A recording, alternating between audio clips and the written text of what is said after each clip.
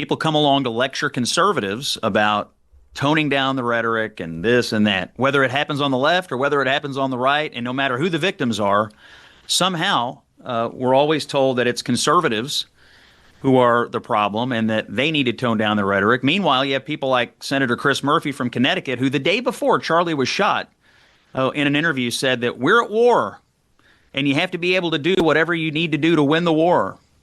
You had Tim Walz the other day telling a crowd that he was hoping to wake up one day to news that Donald Trump had died. You had Seth Moulton, a congressman from Massachusetts, on TV this morning lecturing conservatives that they're the real problem.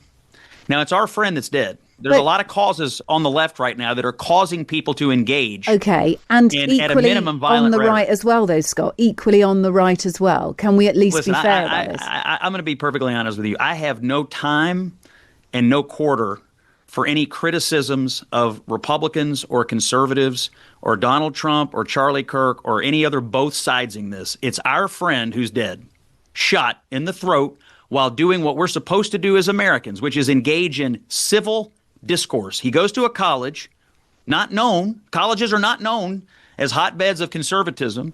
He goes to a college to engage in civil discourse. And now he's dead because that's what he did. So I really don't have any time for both sidesing this today. It's our friend that's dead because he was doing what you're supposed to do as an American.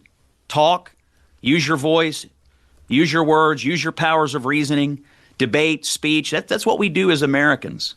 And now our friend's dead, and you want to lecture me about Donald Trump or I'm not conservatives lecturing or you. both I guess sides? I'm just saying. It tells me you don't really get what's happening, and well, so no, I'm happy to explain it to you, but you clearly don't get I it. am, Scott, seeking to understand how, if this is not a time for rhetoric, if it is a time to remember your friend who he's been assassinated. There is no words to express how awful that act was and is. No words.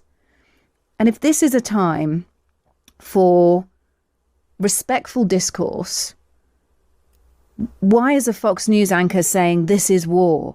Why is Steve Bannon saying Kirk is a casualty of war? That's the way it feels. It feels like that on the left right now, there is increasing amount of violent rhetoric. There is an increasing amount of people who have decided that debate and politics are useless and that they need to take it to another level. That's the way it feels to conservatives. And do you know why it feels that way? Because our friend was shot in the throat and murdered in cold blood. That's why it feels that way. Because our president last summer was nearly assassinated.